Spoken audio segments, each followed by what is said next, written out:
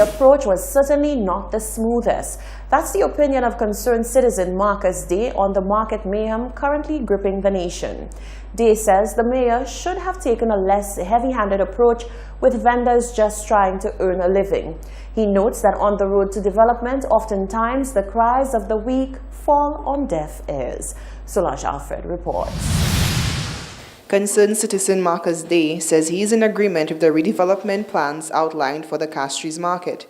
However, the mayhem which ensued as part of the relocation process should have been anticipated and dealt with appropriately by the relevant authorities.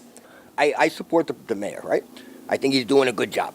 I think he's a little heavy-handed sometimes. He's really frustrated to see things move forward, you know? So I think that there has to be some give and take, but you gotta talk to the people who are actually going to be affected and listen to them, and then help them. You know, the best question I think you could ask somebody is, how can I help you?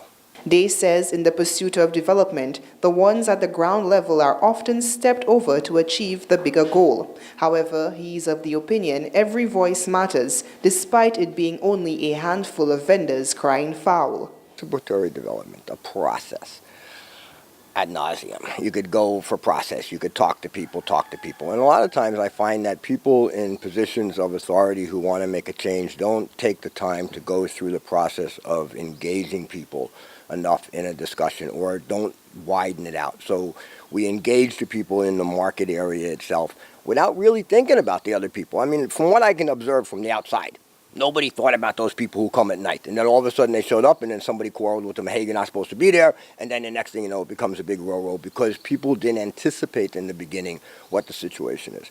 I think renovating the market is a good idea. I think the market is a great place. I shop in the market every week. It would be wonderful to have that space uplifted for the people who vend there. I find that we've got to get the vehicles out of there. I'm absolutely amazed that nobody dies from vehicle accidents on a Saturday morning. Vehicles all over the place. I mean, it's incredible, right? But I think that that's a good thing. I think that we have to anticipate these other issues that we didn't think about. Making a livelihood as a vendor is extremely difficult as it stands, says Day. He affirms a higher level of compassion, consideration, and overall innovativeness should be employed when dealing with those who eke out a daily living vending. Reporting for Hot 7 News, I am Solange Alfred. Taiwan's Minister of Foreign Affairs, Dr. Wu, arrived in St. Lucia for an official visit on Thursday. Minister with responsibility for external affairs, Sarah Flood-Bobra, welcomed the foreign minister and his wife upon arrival. On Friday, Dr. Wu was hosted in Soufrière by MP Herod Stanislas for a visit to the Hummingbird Beach Park, which was a project funded by the Taiwanese. A major part of the visit is the official contract signing and sword-turning ceremony to mark the commencement of the road improvement and maintenance program.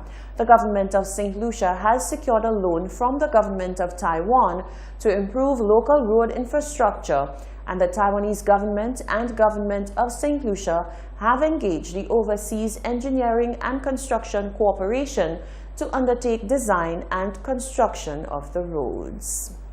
More benefits are coming to mobile telephone customers in the Commonwealth of Dominica, Grenada, St. Kitts and Nevis, St. Lucia, and St. Vincent and the Grenadines. The Eastern Caribbean Telecommunications Authority, ECTEL, has announced that starting Monday, the 3rd of June, mobile number portability will be launched in all 5 ECTEL member states. Mobile number portability enables consumers to keep their current mobile telephone numbers when switching from one mobile telephone operator to another. This service removes the inconvenience of phone users having to inform their contacts, families, and friends of a new number after changing their mobile service provider. The formal announcement was made on May 23rd at the 39th ECTEL Council of Ministries meeting at the Harbour Club in St. Lucia.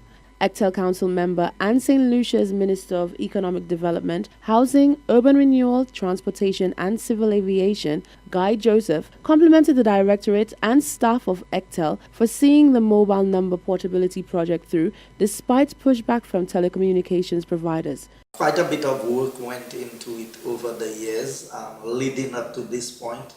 We have had resistance in certain quarters You've had some of the providers who have raised their own concerns about bearing the burden of the cost of the equipment and what is required.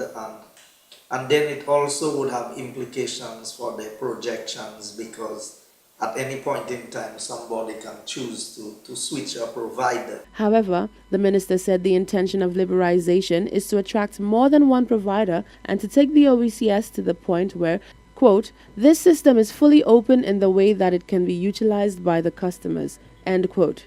The MNP project began in 2015 with a decision by the ECTEL Council of Ministers to implement local number portability for both fixed and mobile phones. The introduction of MNP means that consumers can now switch their attention to other telecommunications issues such as service quality, service offerings, and price. An important benefit of mobile number portability, according to Joseph, is that it will allow easier entry of another provider into the telecommunications sector.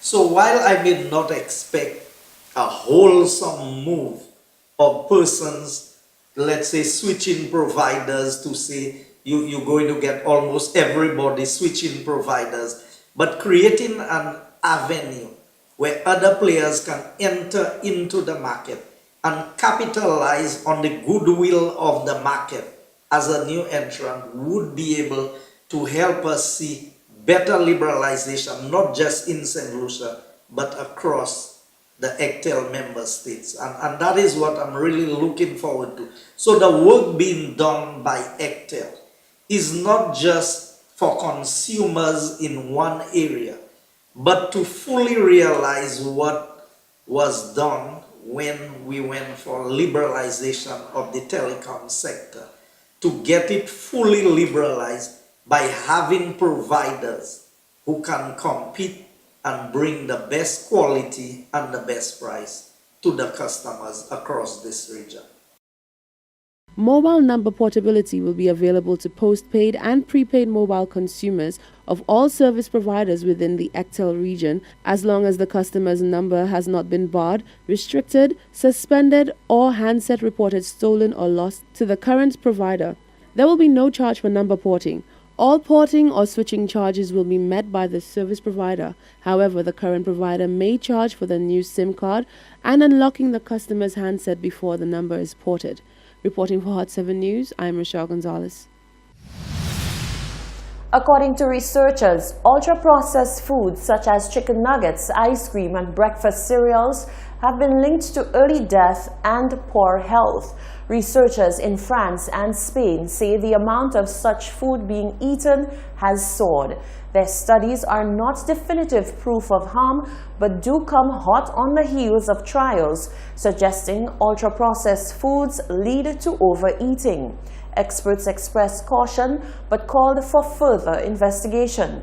Processed foods are foods that have been altered to make them last longer or taste better, generally using salt, oil, sugar, or fermentation.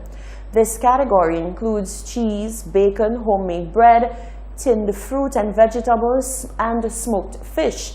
Then come ultra-processed foods, which have been through more substantial industrial processing and often have long ingredient lists on the packet, including added preservatives, sweeteners, or color enhancers.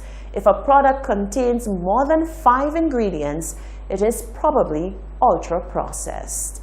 This is the Hot 7 Nightly News. Stay with us. When we come back, we hear from dancehall artists Spice and Ding Dong, who are here in St. Lucia. Stay with us.